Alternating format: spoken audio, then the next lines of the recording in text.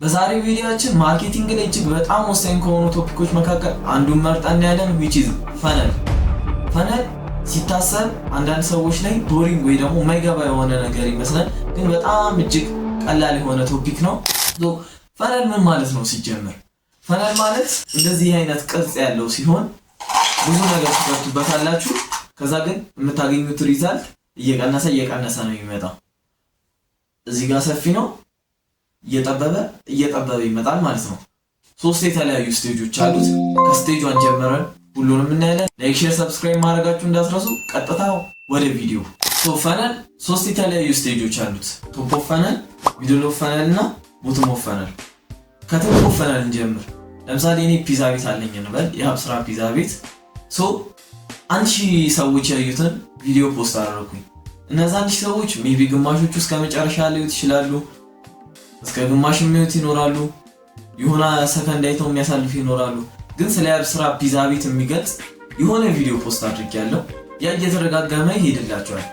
እዚህ ጋር አዌር ነው የምትሆኑት እናንተ። ስለ ሀብስራ ፒዛ ቤት አዌር ትሆናላችሁ። አዌርነስ የምፈጥርበት ስቴጅ ነው ማለት ነው ይሄኛው ቶፕ ኦፍ ፈነል ላይ። እዚህ ጋር ብዙ ሰዎች እንዲያዩት ይገባል፣ ብዙ ሰዎች ሊያዩት ይገባል። ከዛ ቶፕ ኦፍ ፈነልን ከጨረስን በኋላ ሚድል ኦፍ ፈነል አለ።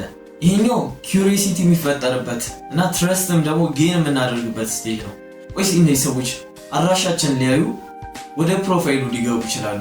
ከዛ በኋላ አድራሻውን ካዩ በኋላ ወደታች እያዩ የሆነ ቺክን ፒዛ አይተውት ሊወዱት ይችላሉ። ሜቢ የሚወዱት ኢንፍሉዌንሰር እኛ ፒዛ ቤት መጥቶ በልቶ ሊሆን ይችላል። ትረስትን ጌን አደረግን ማለት ነው በዛኛው ስቴጅ ላይ። ዌብሳይት ካለ ወደ ዌብሳይታችን ሄደው ያሉትን ፒዛዎች ምናምን ሊያዩ ይችላሉ። ከዛም በኋላ ይህንን ካዩ በኋላ አይገዙም፣ ያሉ ጀስት ይወጣሉ። ትረስትን ግን አግኝተናል፣ የኛ ብራንድ ትረስት አግኝቷል በሰዎች ዘንድ፣ እዚህ ጋር ባሉት ሰዎች ዘንድ። ከዛን ወደ ቦቶም ኦፍ ፈነል ኮንቨርት እናደርጋቸዋለን። ይሄኛው ማጂክ አፕን የሚያደርግበት ሰዓት ነው፣ ገንዘብ እናስከፍልበት ሰዓት መጥተው የኛን ፕሮዳክት ወይም ሰርቪስ አክቹሊ የሚገዙበት ስቴጅ ነው ይሄኛው ስቴጅ። ስለዚህ መጀመሪያ ስለኛ ብዙ ሰምተዋል፣ ከዛ በኋላ በደንብ አውቋል፣ ትረስት አግኝተናል፣ ደን መጥተው ይገዛሉ። ሚድል ኦፍ ፈነል ላይ ለምሳሌ ገብቶ ፕሮፋይላችንን ካዩ በኋላ የሆኑ የሚወዱትን ፒዛ አይተዋል። ይህንን ፒዛማ ጾም ሲፈታ ሄጄ ይበላዋል አይነት ኪዩሪየስ ይሆናሉ። መሞከር አለብኝ የሚለው ኪዩሪዮሲቲ ይፈጥራሉ። ከዛ ደግሞ ትረስትም ጌን አድርገናል በዛው። ከዛ ቦቶም ኦፍ ፈነል ላይ መጥተው ይገዛሉ ማለት ነው። እዚህ ጋር ያሉት ሁሉም ሰዎች አይገዙም፣ እየተንጠባጠቡ የተወሰነ ሰው ነው የሚገዛ። እዚህ ጋር 1000 ሰው አይቶኝ ሊሆን ይችላል፣ የኔን ብራንድ አይቶት ሊሆን ይችላል። ከዛ 100 ሰው ወደ ፕሮፋይሉ ሄዶ ሊሆን ይችላል። ከዛ 10 ሰው መጥቶ ሊበላ ይችላል። በዚህ መልኩ ነው የሚሄደው። ሌላ ሪል ላይፍ ኤግዛምፕል እንውሰድ። ለምሳሌ ሌሊት ላይ ተኝታችሁ ስክሮል እያደረጋችሁ ቲክቶክ ውስጥ ከዛ የሆነ ሰውዬ ስኒከር አንቦክስ እያደረገ ታዩታላችሁ። ስኒከሩ በጣም ነው የሚያምረው፣ ከለሩን ወዳችሁታል፣ ኤቭሪቲንግ ፐርፌክት ነው። ከዛ በኋላ ታሳልፉታላችሁ። ስለዛ ስኒከር በነጋታው ተጠየቁት ትዝ አይላችሁም እና በቀጣይ ቀንም እንደለመዳችሁ ሌሊት ላይ ስክሮል ስታደርጉ ይመጣላችኋል። 2-3 ቀን ይመጣላችኋል። 3-4-5ኛው ቀን ላይ እንደለመዳችሁ ታውን ስክሮል ስታደርጉ የዛ ቡቲክ ቤት ቪዲዮ ይመጣላችኋል። ከዛ በኋላ ኪዩሪየስ ትሆኑና ወደ ፕሮፋይላቸው ገብታችሁ ታያላችሁ። ያምራል፣ ሱቃቸው በጣም ነው የሚያምረው። ከዛ ዌብሳይታቸውን ትነካላችሁ፣ በጣም ያምራል፣ ኤቭሪቲንግ ክሊን ነው፣ ግን አገዙ ትወጣላችሁ። በ3-4ኛው ቀን ደግሞ ስክሮል ስታደርጉ እናንተ እዚህ ቦቶም ኦፍ ፈነል ላይ ትገባላችሁ። እንዴት?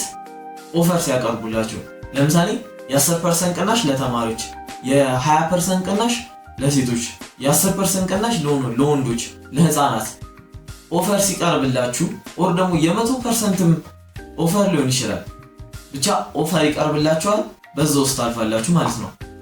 ደጋግማችሁ ቪዲዮዎቻቸውን አይታችኋል፣ ከዛ ትረስት አላችሁ ስለዚህ በዛ ብራንድ ላይ ከዛ ትገዟቸዋላችሁ ማለት ነው።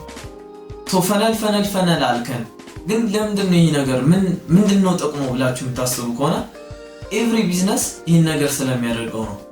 ኮንሺየስም ሆነው ሊሆን ይችላል ሳይሆን ቪዲዮ ፖስት እያደረጉ እስከሆነ ድረስ በፈነል ውስጥ ነው እናንተ የምታልፉት። ግን ችግሩ የሚፈጠረው እዚህ ጋር ያለውን ሰው ነው ኦፈር የሚያቀርቡለት። የመጀመሪያ ቪዲዮአችሁ እንዲህ ቢዝነስ አለኝ ኑ ግዙኝ ከሆነ እንዲህ ሰርቪስ አለ ኑ ግዙ ከሆነ ሰዎች አይገዟችሁ፣ ብራቸውን ልትወስዱ ስለሆነ ማለት ነው።